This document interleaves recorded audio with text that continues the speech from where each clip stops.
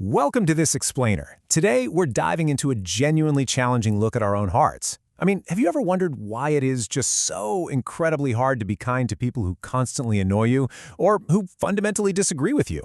Well, today we're unpacking the deeply ingrained psychological and ego-driven barriers that literally sabotage our ability to practice unconditional love.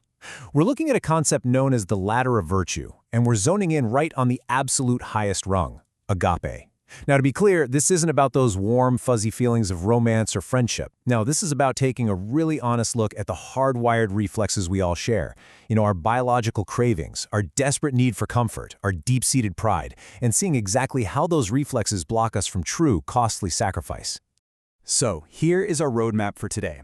First, defining true agape love. Second, the lust of the flesh. Third, the lust of the eyes. Fourth, the pride of life. And finally, number 5, the ultimate sacrifice.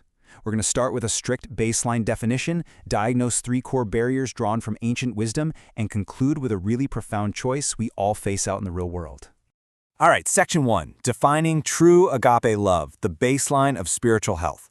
Because obviously, before we can effectively diagnose the disease, we need to know exactly what spiritual health looks like, right? You got to know the target before you can understand how you're missing it.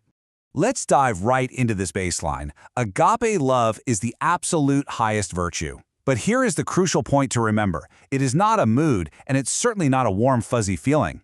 It is unconditional, sacrificial love extended even to your enemies. We are talking about that coworker who actively undermines you or a neighbor who creates constant hostility. Agape means seeking their absolute highest good, regardless of how they treat you. And the real kicker? It comes at your own personal cost. It costs you time, it costs resources, and it takes a massive toll on your emotional energy. It's incredibly heavy, it's demanding, and as we're about to see, our modern brains and bodies are practically hardwired to resist it at every single turn.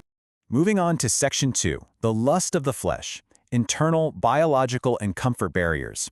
This is where we look at how our own internal cravings and our deep-seated desire for insulation actively hijack our ability to love. The source material actually breaks this fleshly barrier down into 3 incredibly relatable modern hurdles that we just have to overcome. First up is the dopamine hijack, which is all about our craving for emotional reciprocity. Second is our obsession with physical and emotional comfort, where we basically prioritize our own convenience above everything else. And third is avoiding discomfort, which is the outright refusal to engage in the messy friction of real relationships.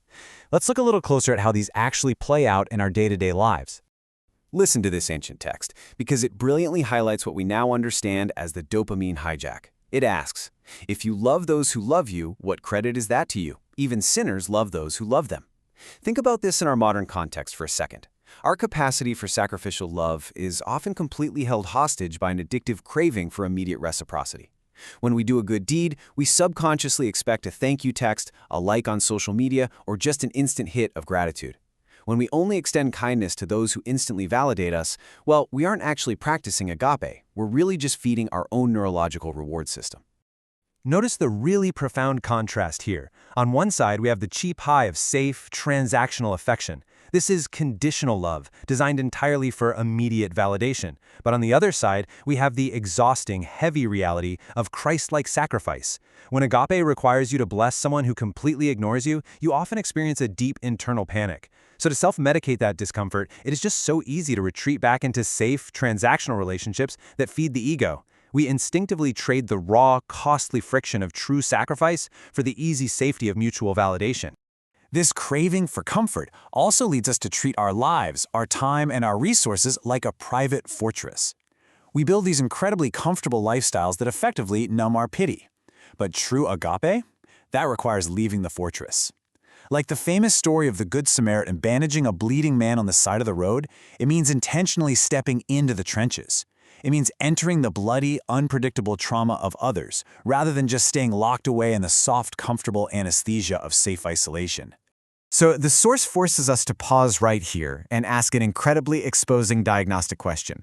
I want you to ask yourself this with total honesty. Do I retreat, or am I willing to step directly into discomfort?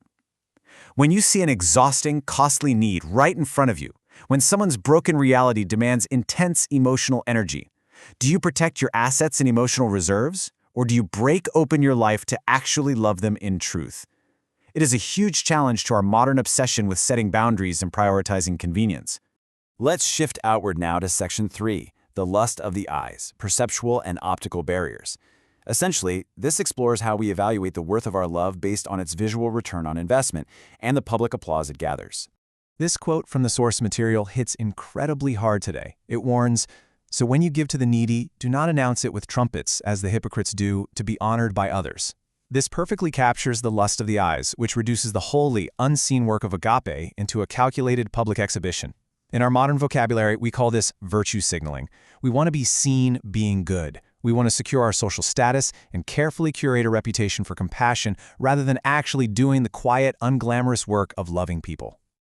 Today, those ancient trumpets look a lot like a cheap theatrical performance, weaponizing a smartphone camera, digital advocacy, or highly visible charity just to build a personal brand of justice.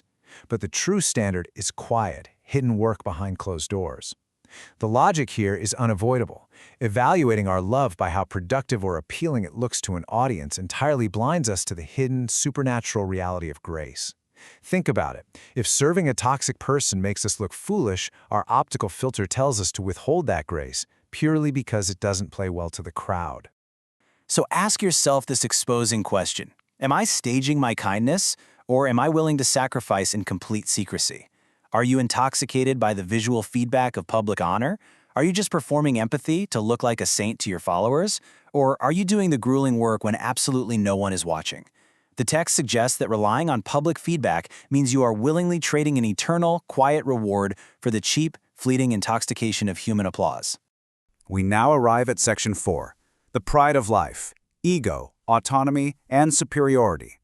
According to the source, this is the absolute deepest, most entrenched, and most dangerous barrier to agape love. The text maps out this highly dangerous three-step progression of pride. Look at how this escalates. It starts innocently enough with dignity. Defending a false sense of respectable status and refusing to take the lowest place because you feel you deserve better. Then it mutates into arrogance, where you assume you have the superior wisdom to write your own script of retribution when someone wrongs you. And finally, it peaks at superiority, where you construct a platform of competitive elitism, using theological definitions or your clean social standing to literally look down on broken, messy people. To combat this intense obsession with status, the text points to an incredible historical image. It describes a savior wielding ultimate cosmic power who deliberately stripped away his outer clothing, his dignity, to perform a completely unglamorous, humiliating task, washing the dirt off the feet of the very men who would soon betray him. Just think about that image for a second. Protecting your polished status and your perfect reputation stands in direct, stark rebellion against the model of love that literally empties itself to serve the unworthy. When we're wronged, our immediate reflex is self-directed justice. We want to grab the gavel, dictate the terms, and punish the people who hurt us. We want to override any sovereign timeline because, well, our arrogance tells us we know best. But the demand here is absolute submission, dropping your sword, collapsing your self-reliance entirely, and leaving room for the Creator to handle the scales of justice. It's an agonizing choice, really, between pridefully playing the ultimate judge or humbly trusting a higher power. This arrogance eventually hardens into the final tier of pride, superiority.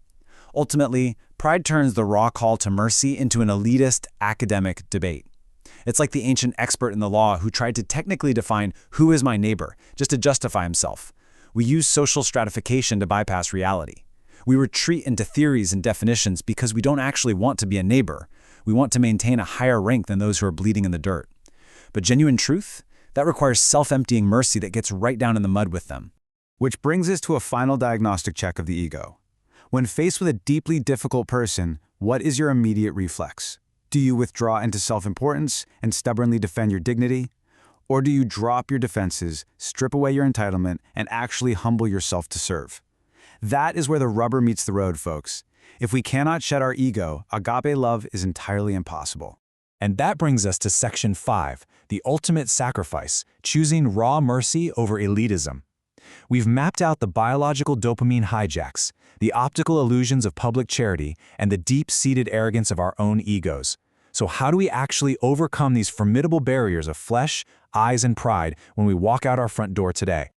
I want to leave you with this final, provocative thought from the text. Take this with you. When you encounter a broken, ruined life, a deeply messy, inconvenient situation, does it immediately trigger a sense of critical elitism? Does it trigger an evaluation of their poor life choices? Or does it break your pride and drive you to show raw, uncalculated mercy? Overcoming the latter's barriers means consciously crossing that threshold from safety into sacrifice every single day. So, what will you choose when true agape is finally demanded of you? Think on that, and we'll see you in the next explainer.